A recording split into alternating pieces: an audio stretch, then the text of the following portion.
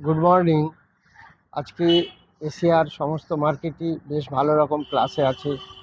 Nikki প্রায় 3000 পয়েন্টের মতো প্লাসে চলছে কাছাকাছি। সাংহাই 51 পয়েন্ট প্লাসে চলছে। হ্যাংসেংও 600 পয়েন্টের উপরে প্লাসে চলছে। কসপিও 315 পয়েন্টের মতো প্লাসে চলছে।